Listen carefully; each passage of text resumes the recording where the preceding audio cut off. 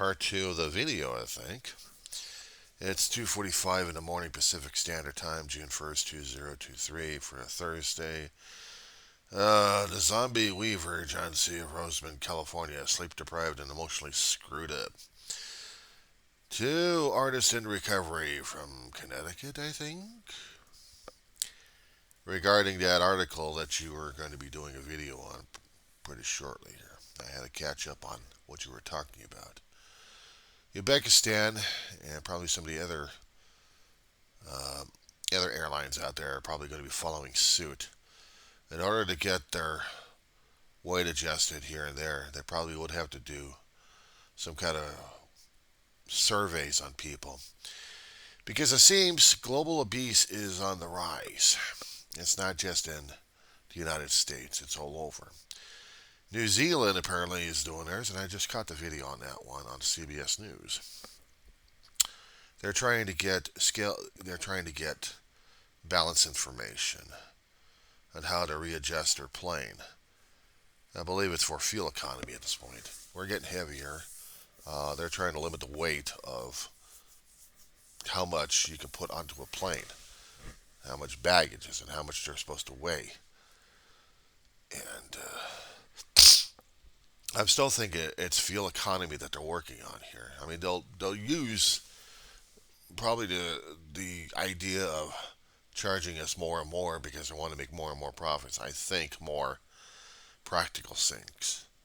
How much weight does it cost to get maybe 180 pound passengers on board a plane, and how to balance them right versus when you have obese people going to be intermixing with them, and how is the weight ratio going to be, especially when they're trying to get their airplanes flying in the air, taking off and landing. How is that going to be, especially when they have to deal with crosswinds, tailwinds, atmospheric conditions, and also how much fuel it's going to be eating up, especially when they're going to be throwing into full power in their throttles. How much fuel are they going to be chewing up when you have heavy passengers on board? Or how much is it going to be when we have lighter passengers, compared to that? So they'll probably need to see some records on this one. And yes, it's embarrassing as hell. For us, it would be like basically an invasion of privacy at this point. It's like, how dare they want to know this information? How dare you? I mean, it's bad enough going to a terminal and you're going to be getting a plane. You're going to be getting a plane ticket, and they're saying two seats or one. They are correct that the airlines are getting smaller and smaller seats here, but they're charging us an arm and a leg on that one. Only because of our girth. Not just the men, but it's also women who are pregnant. If they are allowed to travel by air, if they are medically sound to travel in the air, then we know that they're going to be more than 180 pounds. I know I don't talk about my weight because it's embarrassing as hell, but you can actually see it. And yeah, it does make me a little bit embarrassed, but it shouldn't actually. Because I also look at a family genetic history concerning about my weight. I have coming from different family lines that actually do have obesity running through it. I have known cousins out there, some cousins out there, who actually have the gene for obesity. And sometimes it manifested itself in relatives. Nieces and nephews also run into the same situation. Sometimes genetics suck because the older I get, the worse it's become. 20 years ago, I was actually able to get around as much, and I didn't have the issues with it. I didn't have it kicking me in the ass. I didn't have to look at myself and thinking I'm really that fat. No, because 20 to 25 years ago, shit, growing up as a kid, then I didn't think of it at the time. Just about 180 average. Not skinny, but just average. And able to move around as such. Didn't have the heart issues. Didn't have the weight issues. You stay at a sedentary job long enough, and you do get it. Sedentary life, especially when you have the emotions kicking in. And sometimes the motivation is getting more and more difficult on some occasions where I'm just trapped.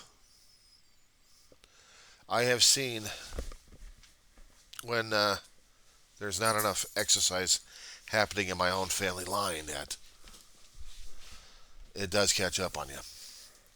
If there is some kind of exercise going on, maybe even somewhat of a walking, and then there has to be some kind of dietary concessions made, what you can and can't eat or drink, and limiting to how much servings or times you're going to be eating as well. For instance, you probably think when you're looking at the weight of me right now, you probably think I'm a constant gorger. No, I don't. I don't gorge as much.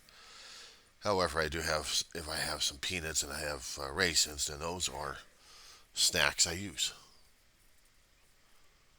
Of course, I could use some rice cakes with peanut butter on them.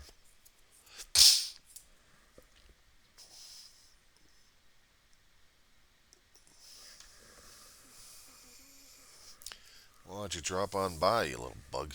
Shit. Anyway, I had noticed my mother had gotten more and more larger as she got older. She was barely able to get around as much.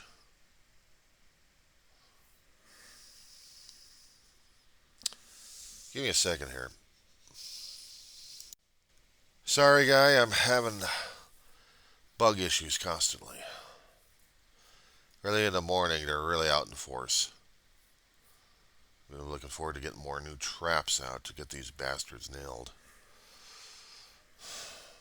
Anyway, um,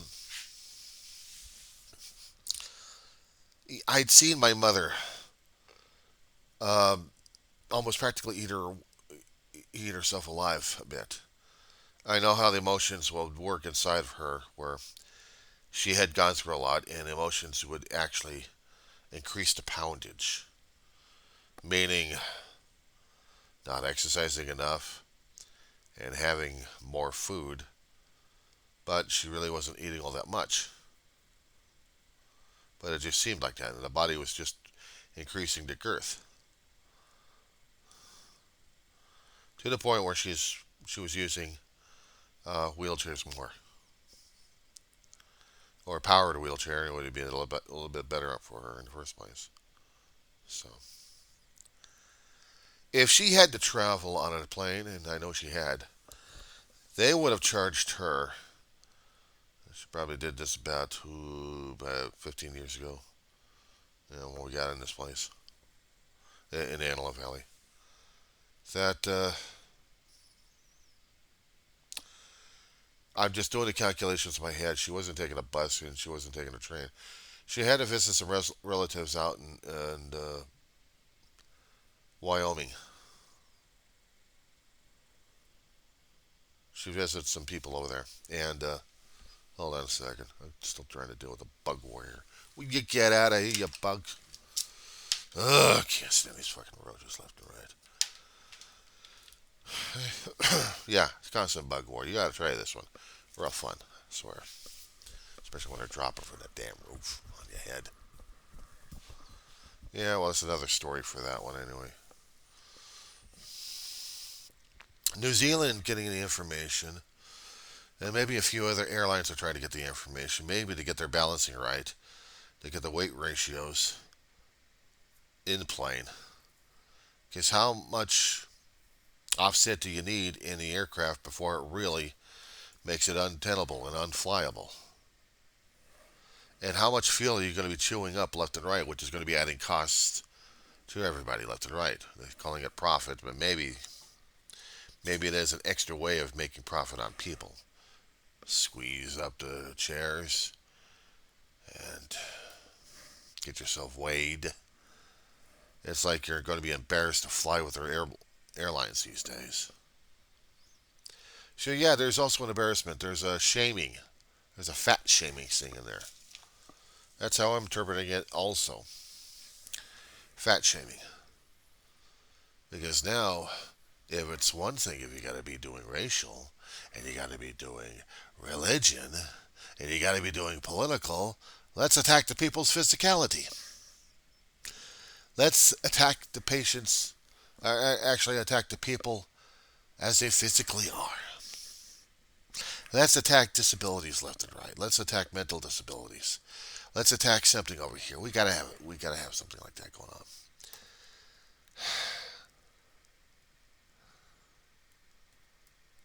But that is a major discussion right there. Are the airlines going in for discrimination of any sort, or is it just for economics?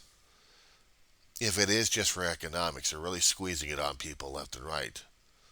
Some people may not have a choice being overweight, and they can't get rid of the damn thing.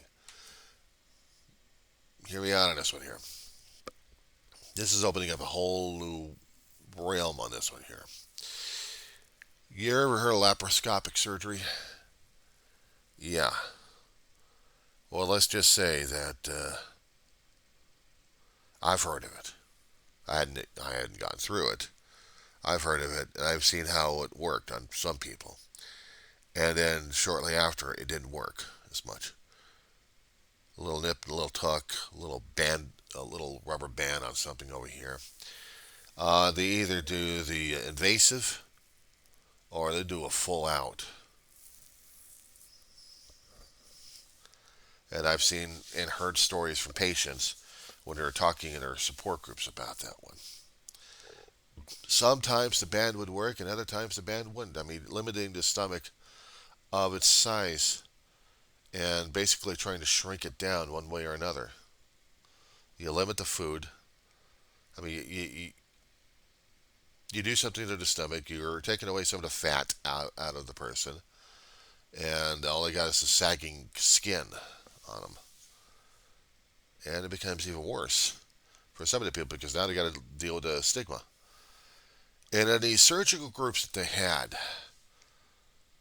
in some of these hospitals, one in particular around here in Southland, there was a group dealing with one particular doctor who was hailed as a genius, and some people cursed the living crap out of him too. Now they also had plastic surgeons, but they also costed because medical insurance at the time wouldn't cover plastic surgery, especially when dealing with weight loss. You would have to come up with the money on that one. HMOs wouldn't touch it. It's not considered medical necessity. PPO would if you were able to pay for it out of pocket. And I mean major on this one. The doctors would have a set, customary, and reasonable rate. Maybe or maybe not, it would be applying towards your deductible or your out of pocket on this one. Or definitely not covering the premium, that's for sure. But they would have to pay for that damn thing. And if you're on a different health plan altogether, they may have considered it medically necessary if you actually had the doctor ram the thing through utilization management on this one to get the authorization. That way, the coverage would be there for it. Of course, you had to argue like crazy on that. And I'd heard the arguments coming from the people who went through the program. Yeah, a lot of things you hear about it, stuff like that when you're working in the medical insurance. You get caught up in some of the stories that you hear from patients in different doctors' offices and different hospitals and different medical groups, and also different insurance companies that have the same situations and issues. So, oh yeah, I was hearing a lot of it when I was working out there. But I also know there was an emotional emotional situation trying to get through that regarding the medical situations. There was the liposuction. Squeamish I am on that one. I've seen the news reports of that one. Always gave me nightmares. Basically, I was skinny during those days, so I didn't have to go through it. But I'd seen the news reports, and I didn't like to see it. I did not like to see it. I did not even like the understanding of that. You stick a hose in your gut and suck out the damn fat, with or without you being awake for it. And usually in doctor's offices. Shuddering on this one.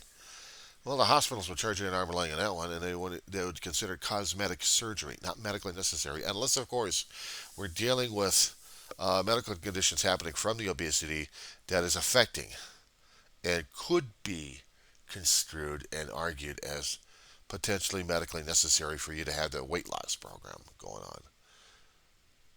Now, in my situation, I had open heart surgery when I was 4 years old, died 3 times, came back to life. Okay, got that one.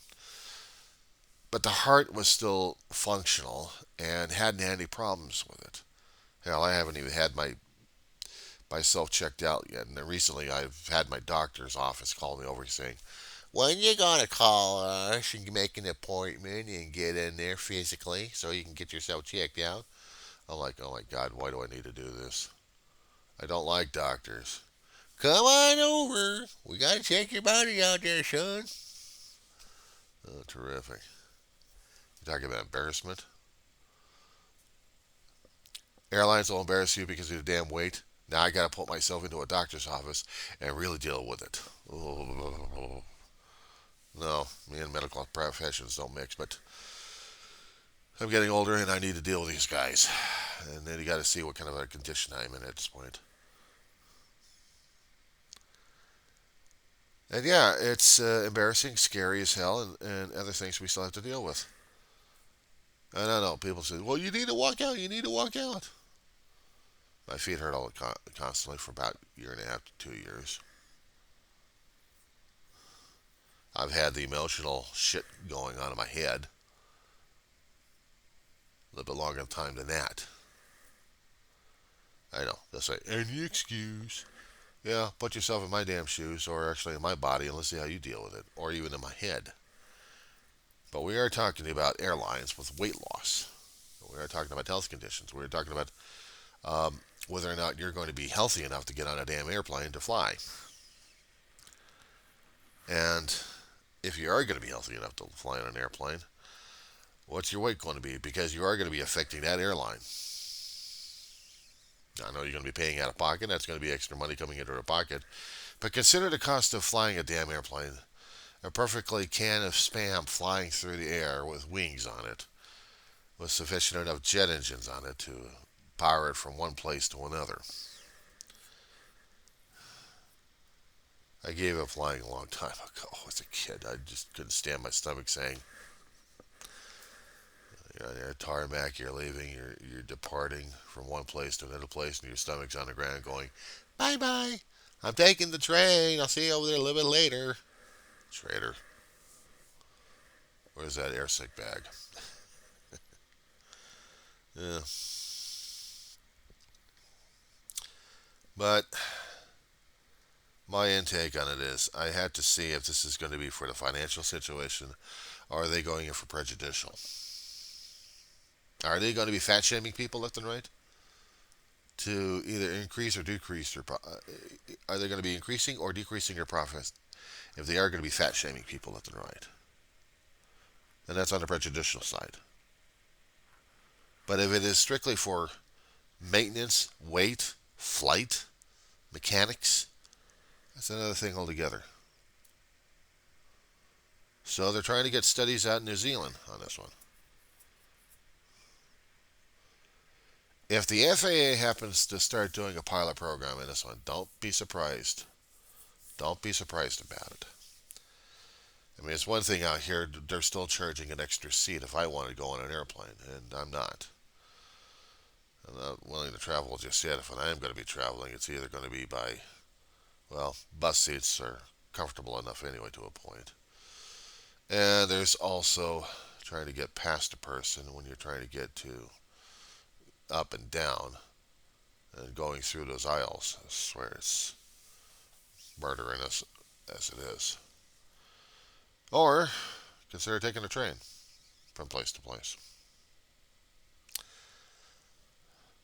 The only ways I'll be getting across the country if I ever decide to go across the country in the first place. Meanwhile, back at the ranch,